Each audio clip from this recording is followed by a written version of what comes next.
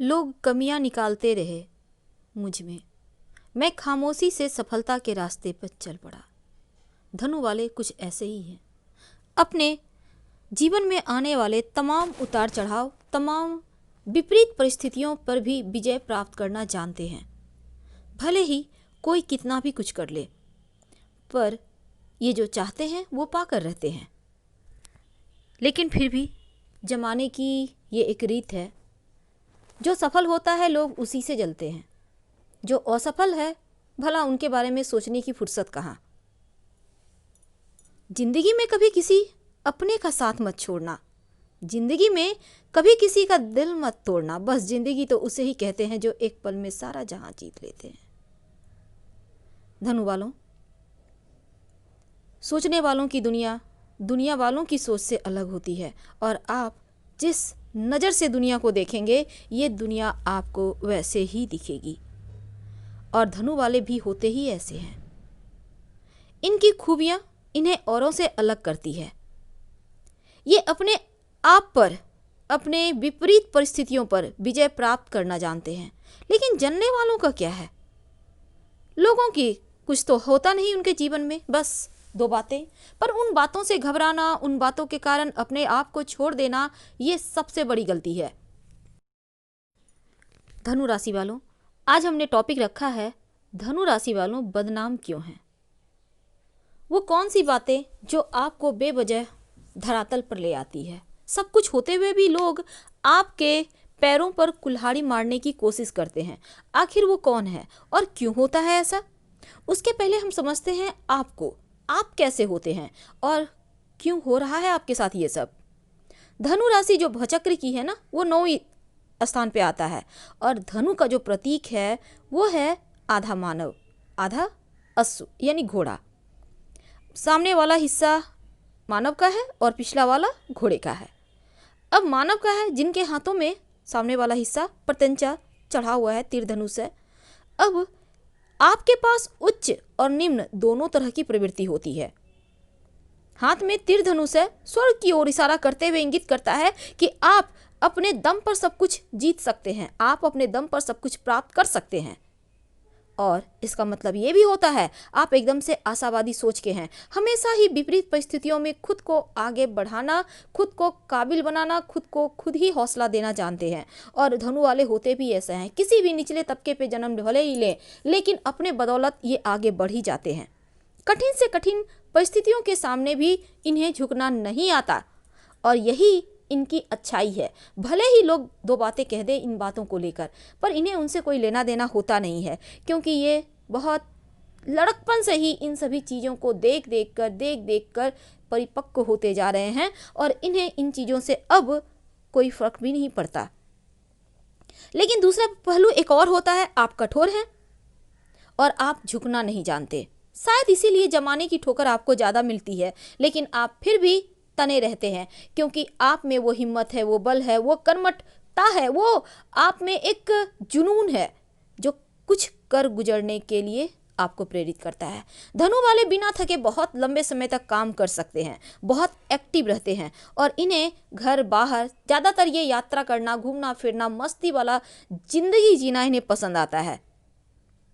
धनु वाले बड़े ईमानदार होते हैं, बड़े ही दिल के भोले होते हैं, बहुत जल्दी लोगों के बातों में आ जाते हैं, और शायद इसीलिए लोग दिमाग से खेल जाते हैं और ये दिल से सोचते रह जाते हैं, ये मेरे अपने हैं, ये हैं, ये इनके लिए ये करना है, वो करना है। इमोशनली कभी कभी इतने थक जाते हैं कि इन्हें लगता है ये टूट रहे हैं, हार रहे हैं।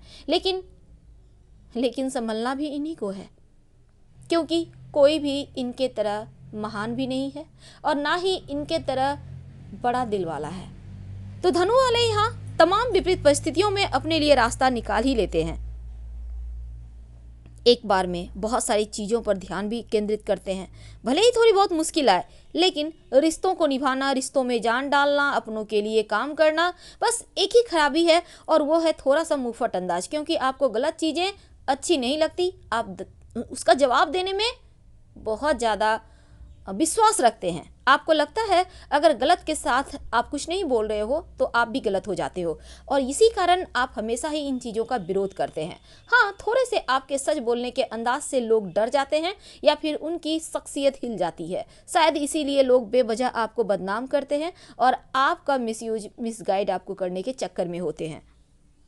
धनु वाले, चाहे जो हो जाए, पूरी दुनिया इधर की उधर हो जाए, पर आपके जो स्वामी है ना, वो देवगुरु बृहस्पति हैं, और देवगुरु बृहस्पति सूर्य से पंचम स्थान पे आते हैं।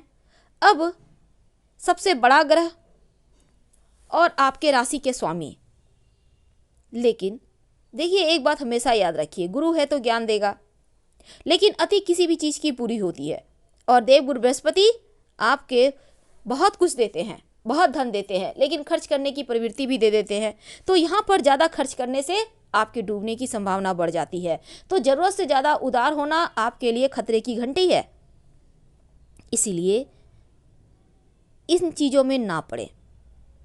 और एक छोटा ही मौका पर देवगुरु आपके जीवन में बहुत बार देते हैं, जो आपको आगे बढ़ने में मदद भी करता है और आप सफल हो जाते हैं, सफलता की सीढ़ी चढ़ जाते हैं।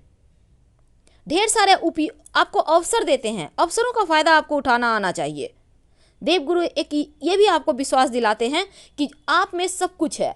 आप अगर अपने आप पर भरोसा करते हैं तो आप सब कुछ प्राप्त कर सकते हैं, और शायद उन्हीं की कृपा से आप सब कुछ कर पाते हैं। अब यहाँ पर देवगुरु की कृपा के कारण ही आप जगह जगह घूमते फिरते रहते हैं, यात्राएं करते हैं, उच्च शिक्षा की प्राप्ति करते हैं, और आपका साहस भी अद्भुत होता है। क्योंकि अग्नि तत्व की राशि है, इसलिए आप बहुत ऊर्जावान होते हैं, आग की तरह। बहुत सारे भंडार है आपके अंदर, बहुत सारा धधकता हुआ कुछ ऐसा है जो कुछ कर गुजरने को आपको हमेशा ही अंदर से एक ऊर्जा आती है कि कुछ करना है, जीवन में आगे बढ़ना है। हालांकि आपके जीवन में बहुत कुछ अचानक भी होता है, और कभी कभी आप बिना सोचे समझे कार्य करने लगते हैं।